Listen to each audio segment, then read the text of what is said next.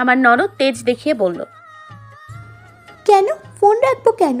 তুমি জানো না আমরা আজকে আসবো? তাহলে কোন আক্কেলে বাড়ি থেকে বের হও তুমি? তোমার বাবাকে আজকেই ডাক্তার দেখাতে হলো? বছরেও তো তোমাদের বাড়ি আসি না, যখন আসি তখন তোমরা 2 ঘন্টা দাঁড় করিয়ে রাখো বাড়ির সামনে। এসব মানুষের কাজ? রুষা আপা ওনাকে বললেন, রোনা, তুই থাম এবার। অসুখ কি বলে কই আসে নাকি? সেটা কিভাবে বলবো আমি? আমারও তো তাই মনে হচ্ছে। বলে কয়ে না হলে আজই কেন আসতে হবে? গতকাল সন্ধ্যায় ফোন করে বলেছিলাম না আসবো। যদি অসুখ থাকতো তবে তো কালই বলতে পারতো। আজ হঠাৎ অসুখের উদয় হলো কোথা থেকে? আমি নীরব দাঁড়িয়ে রইলাম সেখানে। কথা বলার ভাষা খুঁজে পাচ্ছি না। আমার শাশুড়িও নীরব। মা বাবার দিকে তাকাচ্ছি বারবার। কতটা বাজে পরিস্থিতিতে পড়েছেন তারা। কেউ এভাবে বলে, বাবা তো অসুস্থ, তার কেমন লাগছে? আমার চোখ পানিতে টইটুম্বুর। সে আবার বলল, এখন কি দরজা খুলবে নাকি আরো 2-3 ঘন্টা দাঁড় করিয়ে রাখবে? আস্তে করে দরজার সামনে গিয়ে দরজার তালাটা খুললাম। দরজা খোলার সাথে সাথে রুনা আপা দ্রুত ঘরে প্রবেশ করলেন আর বললেন, ব্যাগগুলো নিয়ে ঘরে এসো। আমি আর মা বাবাকে ঘরে এনে শুয়ে দিলাম। এরপর ব্যাগপত্রগুলো বাইরে থেকে আনলাম। মা আমার মুখের দিকে তাকিয়ে আছেন। আমি মাথা নিচু করে নিলাম। মা বললেন, আমাগো বাইর চলে যাই গারে মা, ডাক্তার দেখানোর দিন আবার আইসা দেখায় যাবো। না মা, এত জার্নি বাবার জন্য ঠিক হবে না। তোমরা এখানেই থাকো। ওনারা আর কয়দিন থাকবে? 2-1 দিন পরেই চলে যাবে। মা আর কিছু বললেন না। আমি ভেতরের রুমে গেলাম। খাটের উপর রুনা আপা আর শাশুড়ি বসে আছেন। রুষা আপা পাশেই দাঁড়িয়ে আছেন। আমি গায়ের বোরখাটা খুললাম। রুনা আপা আমাকে বললেন, কত দূর থেকে আসলাম। একজন মানুষ বাড়িতে আসলে যে একটু পানি টানি দিতে হয় জানো না?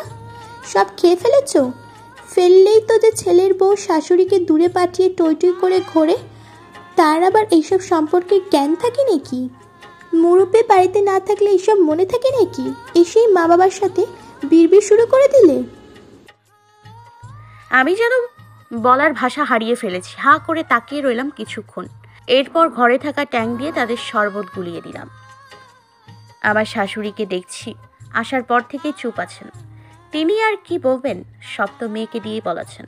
রুনা আপা এক ঢোকে শরবতটা খেয়ে নিলেন। এরপর বললেন, তোমার বাবা মা এখানে কতদিন ধরে আছে? আমি আস্তে করে বললাম, 10 দিন এসেছেন। বাবার টাইফয়েড হয়েছে। বাবা, নিজের বাবা মাকে 10 দিন বাড়িতে রাখতে পারো আর শাশুড়িকে গ্রামে পাঠিয়ে দাও? ভালো নীতি তো আবিষ্কার করেছো। আমরা তো আম্মাকে গ্রামে পাঠাইনি আপা। তাহলে কি বলতে চাচ্ছ? মা নিজের ইচ্ছায় গেছে? এই বয়সে বুড়ো মানুষরা নিজের কাজ নিজে করতে পারে? কিভাবে পারলে তাকে একা রাখতে? ওনার কথার মাঝেই আমার মা এলেন। উনি মাকে দেখে বললেন, নিজের বাবা মাকে সাথে রেখে আমার মাকে গ্রামে পাঠিয়ে দিয়েছে। রুষা আপা এগিয়ে এসে রুনা আপাকে বললেন, রোনা, চুপ কর তুই। কি বলছিস? ওনারা কয়েকদিনের জন্য বেড়াতে এসছেন আর তুই চুপ থাক। রুনা আপা তেজ দেখিয়ে বললেন, তুই চুপ থাকলে থাক আপা, আমাকে কথা বলতে দে। নিজের বাবা মাকে সাথে রেখে আমার মাকে গ্রামে পাঠিয়ে দিয়েছে, তাকে কিছু বলবো না আমি? তুই মাকে পর করে দিলেও আমিও কি মাকে পর করে দিব? অন্যদের সাথে মিলে দেখছি তো মায়ের সাথে কি ব্যবহার করছিস। রুষা আপা চুপ হয়ে গেলেন। ভীষণ রকমের অবাক আমি। আমার মায়ের সামনে এসব কি বললেন উনি? মা মূর্তির মতো দাঁড়িয়ে আছেন। তার কথা শুনে আমি মায়ের মুখের দিকে তাকানোর সাহস পাচ্ছি। আপনি আমার মা বাবাকে নিয়ে আর একটা কথাও বলবেন না আপা। আমার মা বাবা আপনারটা বা আপনার ভাইয়েরটা খেতে এখানে পড়ে রয়নি আপা। অসুস্থ বলে রয়েছে। মুখ সামলে কথা বলুন। অনেক সহ্য করেছে আপনার কথা। আমার মা বাবাকে নিয়ে আর একটা শব্দ উচ্চারণ করবেন না আপনি। তীব্র রাগে উচ্চ স্বরেই কথাগুলো বলে ফেললাম। রুনা আপা হতভম্ব দৃষ্টিতে আমার দিকে তাকিয়ে আছে। বোধহয় আমার থেকে এমন কিছু আশা করেননি। তিনি আমার দিকে তাকিয়ে আছেন। রাগে আমার হাত পা কাঁপছে। আমাকে নিয়ে বলুক, আমি কিচ্ছু বলবো না, কিন্তু আমার মা বাবাকে কেন বলবেন উনি? কোন অধিকারে বলবেন? আমার মা বাবা তো সহজে কোনো দিন ওনাদের বাড়িতে আসেনি। তবে কেন এই কথা উঠবে? রাগে আমার শিরা উপশিরা স্পষ্ট হয়ে যাচ্ছে। মা আমার মাথায় হাত বুলিয়ে আমাকে শান্ত হতে বললেন।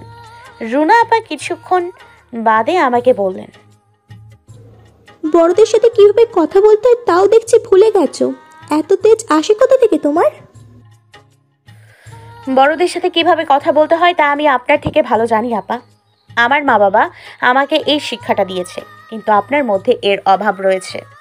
যদি এই শিক্ষা আপনার মধ্যে থাকতো তবে নিজের মা বাবার বয়সে আমার মা বাবাকে এভাবে বলতে পারতেন না আপা। আবার নিজের বড় বোনের মুখের উপর কথা বলে তাকে বোবা বানিয়ে দিতেন না। তুমি সীমা অতিক্রম করছো আয়রা। তুমি আমার শিক্ষা নিয়ে কথা বলছো? আপনার কি মনে হয় আপনি আপনার সীমায় আছেন আপা? একটা মিথ্যেকে বারবার বলতে আপনার লজ্জা করে না আপা? আপনার মা আপনার বাড়ি যেয়ে থাকতে পারবে, কিন্তু আমার মা আমার বাড়ি আসলে অপরাধ। এই নীতি আপনি কোথায় পেলেন আপা? আমার বাড়িতে এসে আমাকে নিয়ে, আমার বাবা মাকে নিয়ে কথা বলতে আপনার বিবেকে বাঁধে না? দুদিনের জন্য ভাইয়ের বাড়িতে বেড়াতে এসে এসব না করে শান্তিতে থাকা যায় না আপা, তাই না? রুনা আপা হা করে তাকিয়ে আছেন, তিনি কথা বলতে পারছেন না। আমার শাশুড়িও কেমন ঝিম কেটে আছে। রুনা আপার রাগ সংযত করে বললেন, তোমার সাহস তো কম নয় আয়রা। দেখি আজ রেদওয়ান আসুক, তোমার একটা ব্যবস্থা করেই ছাড়বো। হ্যাঁ, ব্যবস্থা তো একটা হয় উচিত, সেটা হোক আপনার অথবা আমার। অনেক পার পেয়েছেন, আমাকে শান্ত পেয়ে অনেক বলেছেন, আজ এর একটা ব্যবস্থা হবেই। বলেই আমি সেখান থেকে চলে আসলাম। মা আমার দিকে তাকিয়ে আছেন। তাকে এমনভাবে তাকিয়ে থাকতে দেখে বললাম, এভাবে তাকিয়ে আছো কেন? হুদাই ঝগড়াঝাটি করলি কেন? জামের কাছে কইলে তুই কি করবি তখন? কেন? যা করে তাই করব। যদি সে সবটা না জেনে বোনের কথায় আমাকে শাসন করে তবে তার সংসারে আর থাকবো না। এই দিক কইতে হয় না রে মা, আল্লাহ নারাজ হয়। আমি আর কিছু বললাম না। রুনা আপা এখনো বিড়বিড় করে আমাকে নিয়ে কিছু একটা বলছেন। আমি সেদিকে ততটা পাত্তা দিলাম না। নিজের মতো নিজের সব কাজ করতে লাগলাম। দুপুরের খাওয়া দাওয়া শেষে ভেতরের রুমে রুনা আপার আমার শাশুড়ি শুয়ে পড়লেন। আমি মা আর বাবার সামনে রুমেই আছি। আমাদের সাথে রুষা আপাও আছেন। রুষা আপা আমাকে বললেন, তুমি যে এত কথা বলতে পারো আমি জানতাম না। আমি কিছু বললাম না, চুপ করে রইলাম। রুষা আপা আবার বললেন, যাক, ভালোই হলো। সব সময় চুপ থাকলে হয় না, কিছু সময় বলতেও হয়। রেদওয়ানের সামনে কিন্তু ড্রামা শুরু করবে, তুমি সামলে থেকো। আচ্ছা আপা, আম্মা এত চুপচাপ কেন? আমিও তাই ভাবছি, বুঝতে পারছি না ঠিক কি হয়েছে। আসার পর থেকেই আম্মা চুপ। আমি আর কিছু বললাম না। বিকেলে রুষা আপা চলে গেলেন। আমি আর মা নীরবে বসে আছি। বাবা ঘুমোচ্ছিলেন। রেদওয়ান তখন আসলো। তাকে এত তাড়াতাড়ি বাড়িতে ফিরতে দেখে বেশ অবাক হলাম। জিজ্ঞেস করলাম, তুমি এত তাড়াতাড়ি অফিস থেকে ফিরলে যে? ছুটি নিয়েছি, রুনা আপা ফোন করে বলল জলদি আসতে। এবার বুঝতে পারলাম আসলে ব্যাপারটা। আমি আর বেশি কিছু বললাম না। রেদওয়ান গোসল ছেড়ে আসলে তাকে খাবার বেড়ে দিলাম। আজ আর আমি তার সামনে বসলাম না। আমি মায়ের কাছে গিয়ে বসলাম। এই ঘর থেকেও শোনা যাচ্ছে রুনা আপার বিড়বিড়ানির শব্দ। জানি না কি বলছেন উনি, তবে ভালো কিছু বলছেন না এটা বুঝতে পারছি। খাওয়া শেষে রেদওয়ান আমাকে ডাক দিল। আমি বাসনপত্র সব গুছিয়ে নিলাম। এরপরও আমাকে বলল, বাড়িতে কি হয়েছে আয়ু? রুনা আপা আমায় কিছু না বলতে দিয়ে তিনি বললেন, আমি তোকে বললাম না কি হয়েছে তোদের? রেদওয়ান তাকে শান্তভাবেই বলল, হ্যাঁ আপা, তাই তো। এখন আমার বউ কি বলেছে তা সে নিজের মুখে বললে ভালো হতো না? দুই পক্ষের কথাই তো শোনা উচিত। আয়রা, তুমি বলো তো কি হয়েছে?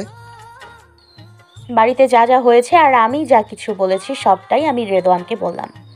রুনা আপা মাঝে অনেকবার ফোরন কেটেছেন, কিন্তু রেদওয়ান তাকে থামিয়ে দিয়েছে। আর বলা শেষ হলে রুনা আপা বললেন, আমি তৎক্ষণাৎ বলে ফেললাম, আপনি যে আমার মা বাবাকে যা ইচ্ছে তাই বলেছেন, আমার বাবা মায়ের নামে মিথ্যে অপবাদ দিয়েছেন, সেটা আপনি আবার এটা নিয়ে কথা বলছেন? আপনার এখনও লজ্জা করে না? রেদওয়ান শান্ত কণ্ঠে বলল, কি বিচার করব আপা? আয়রা যা বলেছে তা তোর জন্য কমই। দেখ আপা, কারো মা বাবাকে এভাবে বললে কোনো সন্তান চুপ থাকবে না। আমি আমার স্ত্রী সম্পর্কে যথেষ্ট অভিজ্ঞতা রাখি রে আপা। ওকে তোরা সারাদিন গালমন্দ করলেও তোদের কিছু বলবে না, কিন্তু তুই কি করলি রে আপা? রুনা আপা আহাজারি শুরু করলেন। রেদওয়ান বিরক্ত হয়ে বললেন, তোর যা ইচ্ছা মনে কর আপা, ওকে আর একটা কথাও তুই বলবি না। আয়রার সাথে মিলে থাকতে পারলে আমার বাড়ি আসিস, আর না পারলে আসিস না। রুনা আপা আমার শাশুড়িকে বললেন। আমার শাশুড়ি সারাক্ষণই নীরব ছিলেন। রুনা আপার কথায় তিনি মুখ খুললেন, বললেন, কি কমো আমি? ঠিকই তো কইছে, আসার পর থেকে কম কইতাছস তুই মায়াটারে। ও তোরে কম কইছে? আচ্ছা, তোর মায়েরে যদি তোর ননদ এমনে কইতো তাইলে তুই চুপ থাকতি? দেখতেছস মায়াটার বাপ অসুস্থ, এরপরে ইচ্ছা কইরা ওরে কত কি শুনাইলি। ওর জায়গায় একবার নিজেরে বসাইয়া দেখ।